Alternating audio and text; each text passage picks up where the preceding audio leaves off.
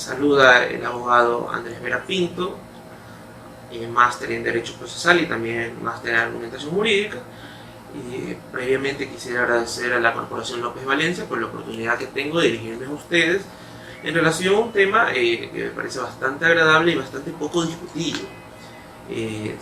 Tiene ciertamente muchas verdades que a lo mejor nos falta un poco más de debate, que desde la filosofía del derecho, que es básicamente el estudio de las teorías de la valoración de la prueba. Y esto tiene un componente histórico, un componente pragmático, y tiene que ver también con el hecho de que se ha asumido una postura, que lo hablaremos más adelante, con respecto a lo que significa la sana crítica, que se la entiende como una verdad hecha, de la cual me permito decir que falta mucho contenido, porque es importante señalar que los principios de las teorías probatorias buscan como primer punto que al juzgar los elementos de convicción o los elementos probatorios definitivamente sean en parámetros de legalidad y no se cometan arbitrariedades. Entonces, previamente a hablar de la teoría de la prueba, tenemos que hacernos una gran pregunta. ¿Qué busca la prueba? Básicamente, si yo estuviera en un auditorio y viéndolos ustedes, cuando yo le digo ¿qué busca la prueba? Y usted prácticamente me va a decir al unísono la verdad. La verdad. ¿Eso es realmente cierto? Y yo le digo, cuando hay dos partes, y estas partes están en una contienda, realizan hipótesis acerca del juicio que afirman ser la real, y en ese momento, por lo menos y por lo general, existe en un tema procesal penal sencillo, hay una parte acusatoria que dice que una persona ha sido el autor de una conducta típica, y hay la parte que la defiende que dice que no lo ha sido, o por lo menos o que la conducta no se ha cometido. En todo caso, hay dos verdades. Entonces, definamos qué vamos a conocer como verdad. Y aquí entramos en una discusión filosófica de las más rancias que ha habido sobre si realmente en los juicios buscamos una verdad y si esta verdad es una verdad absoluta. Y la verdad es que, valga la redundancia, hemos tenido muchas discusiones al respecto y aún sigue habiendo una disputa. ¿Por qué? Porque básicamente nosotros hemos llamado, y si usted coge el Código Orgánico de la Función Judicial, en el artículo 25 sobre los principios procesales que tiene en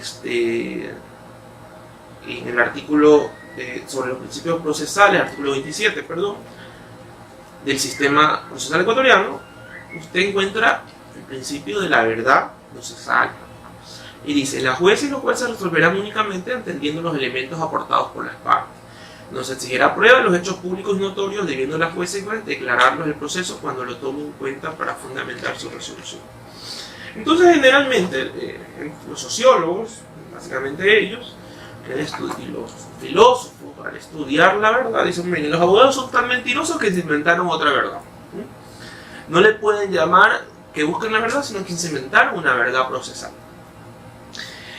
Y ha habido teorías incluso que ahondan a que el fin de un proceso no es la búsqueda de la verdad. Incluso hay gente que ha ido más allá y dice que no es la búsqueda de la justicia, sino la reafirmación de hipótesis. En otros problemas se renuncia a una verdad histórica. ¿Por qué? Porque en un juicio existe una acusación que se busca probar. Y existe una teoría absolutaria que se busca probar.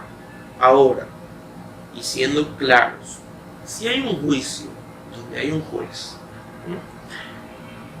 que conoce el hecho como una situación hipotética y sabe que el acusado es culpable, pero asimismo el juez entiende que terminado la parte de alegaciones, desarrollo de prueba, y cuando entra a resolver se da cuenta que no existe prueba alguna, ¿cuál es la decisión que tiene que tomar? Y básicamente, pensándolo uno a uno, usted sabe que tiene que absolverlo. Y se alejaría de la verdad. Porque en hipótesis que estaban conversando decíamos que él conocía que en efecto era culpable. Lo que pasa es que no hay pruebas. Entonces, es un interesante diálogo que existe sobre realmente cuál tipo de verdad, si es una verdad absoluta, si es una verdad relativa. Yo creo que uno de los mayores filósofos del derecho sobre teoría probatoria, que actualmente está vigente, es el doctor Michele Tarufo. Generalmente usted lo va a conocer como Miguel Tarufo, pero es italiano, esa es la pronunciación de su nombre. Y él hace mucho énfasis en que tenemos que tener la verdad dentro de un contexto. Y lo que buscamos es la verdad, que la verdad procesal no se divorcia de la verdad absoluta, sino que la verdad procesal es lo real o lo que realmente sucede en el contexto de las leyes. Y también es un guiño, digámoslo así, del derecho positivo, ¿no? Es decir, Hans Kelsen, en ese sentido, hablar de normatividad, que fue el padre en su libro La teoría pura del derecho, habla justamente de la importancia de la norma y desarrolla lo que significa la norma, ¿no? Entonces, básicamente, una verdad procesal es los hechos en el contexto del derecho positivo, en el contexto de una norma. En otras palabras, si alguien realmente asesinó, es culpable de asesinato, no necesariamente. Un hecho es que haya asesinado, pero en el contexto de las leyes y del juicio, la culpabilidad nace de una figura jurídica y hay que estudiarlo en ese contexto. Me parece que es una de las soluciones más interesantes sobre para evitar el divorcio entre la verdad y la verdad procesal. Básicamente este es un punto de vista del derecho. ¿Por qué? Porque es importante que el derecho no renuncie a la búsqueda de la verdad. Entonces, eso como primer punto. Ahora, un poco avanzando y dejando claro que la verdad procesal es la verdad de los hechos evaluada en un contexto legal, también es importante señalar que dentro de los procesos, usted me dice, las partes, el juez debe descubrir la verdad, pero no necesariamente las partes dicen la verdad. Hay que ser claro, los litigantes o las personas en un litigio no buscan la verdad. Buscan la confirmación de sus hipótesis. Si usted defiende a un acusado, ¿usted qué busca? La verdad, no, usted busca que lo absuelvan. Y si usted acusa a un acusado, o a un procesado, perdón, ¿qué busca? La verdad, usted busca, bueno, que lo declaren culpable. Esa es la realidad. En una pretensión de una demanda, de un cobro de una deuda, que usted pone su pretensión. ¿Qué quiere? Que le paguen. Y la otra persona que dice, no, yo ya le pagué, que no le cobre. O de alguna manera se excepciona para que... Entonces, realmente si hay una búsqueda de la verdad, es dirigida a los jueces. Pero creer que todas las partes incluidas en un juicio buscan la verdad es una realidad. Y esto es muy importante porque nuestro sistema procesal lo consagra, ¿sí? Y pues usted va al sistema procesal penal cuando habla de la base de la acusación y habla de la base del juicio. En el artículo 609 nos dice claramente, dentro de la etapa del juicio en el proceso penal nos dice, el juicio es la etapa principal del proceso, se sustancia sobre la base de acusación fiscal. Y una acusación fiscal no es otra cosa que una hipótesis acusatoria. ¿Qué quiere decir? Que es una idea en la cual un fiscal que lleva la vendetta pública acusa a una persona de cometer un acto típico, antijurídico y culpable, la participación en el mismo, y solicita una pena. Y esta hipótesis, y dentro de este juicio, se va a tratar de buscar la verdad, no, de confirmar la hipótesis, o de lo contrario, la otra hipótesis es el estado absoluto de inocencia. Por eso justamente algunos fiscales en este tiempo usan una frase que me parece muy interesante, que es, vamos a destruir la presunción de inocencia. ¿Por qué? Porque básicamente de eso se trata el juicio. Hay una hipótesis que es la presunción de inocencia que tienen los procesados y hay una segunda hipótesis que es la acusación. Estas hipótesis se enfrentan y sobre esta va a salir una solución judicial. ¿Y qué es lo que van a resolver los jueces? Bueno, van a resolver los jueces en base a esta hipótesis y a su comprobación, ¿ya? Entonces también tenemos que la búsqueda de la verdad no es propiedad de las partes. búsqueda de la verdad o de esta verdad procesal va a ser básicamente un análisis de los jueces. Y sobre esto siempre ha habido, y voy a hacer brevemente un recuento de cómo ha evolucionado esta teoría del análisis probatorio. Bueno, después de que salimos de la edad antigua y de estos procesos de venganza pública, de la ley de talión y demás, teníamos algo claro. Comienza en la antigüedad procesal una suerte de libertad del juzgador para la evaluación de la prueba. ¿Ya? Pero esta libertad tenía un gran problema, que la producción de pruebas, o lo que se consideraba pruebas, también iba a ir de la mano de la decisión del juez. Entonces, en otras palabras, el juez, en el sistema inquisitivo, acusaba, establecía las pruebas y resolvía. Y generalmente, obviamente, creía en sus pruebas, ¿no? Porque no podría ser de ninguna otra manera.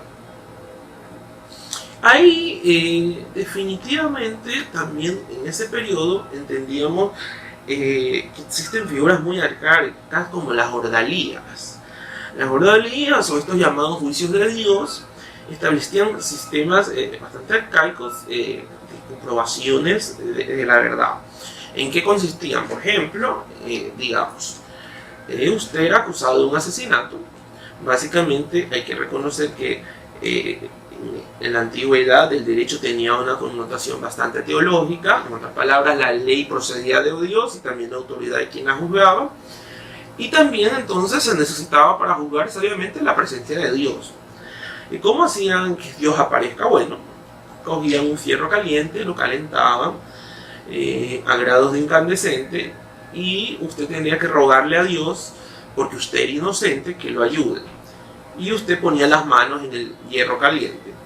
Y Dios, si usted no se quemaba, era porque Dios lo había protegido, ¿no? Y de esa manera valoraban que la verdad de sus testimonios. Usted confesaba, usted decía, yo no fui. Bueno, vamos a comprobar si usted no fue. ¿Cómo vamos a comprobar si usted no fue? Vamos a incendiar un hierro, lo vamos a dar, y si usted no se quema, entonces Dios ha confirmado que usted no ha sido. Eso también lo hacían lanzándolo a un río, y si usted de alguna manera, con unas piedras, y si usted de alguna manera flotaba, entonces Dios lo había ayudado y su testimonio era cierto. Y lo lanzaban de 10º pisos o de torres grandes, y si usted no se moría, entonces Dios lo había protegido. Y así tenemos una serie y esto es muy importante decirlo, porque la gente tiene que tener algo claro. Los procesos, especialmente el proceso penal, es tan antiguo como la humanidad, y si usted tiene claro que los máximos referentes de la historia que han sido controvertidamente muertos por autoridades han pasado un proceso penal. Han pasado un proceso penal. Jesús fue juzgado procesalmente por un delito y fue condenado. Y lo mismo Sócrates y así muchos grandes de la historia sufrieron ese tipo de procesos en ese sentido, ¿no? Recuerda que incluso de la audiencia de Poncio Pilato, primero él escuchó a las personas que acusaban, y eso era básicamente los testigos, y a Jesús también le permitió el derecho, entre comillas, a la defensa. Y sobre eso, aunque Poncio Pilato no tenía ninguna convicción, porque la realidad es para que vean cómo funciona el cerebro humano, y sabía que el Señor no había hecho nada, se dejó o se convenció o dictó sentencia en base a cuestiones extrajudiciales.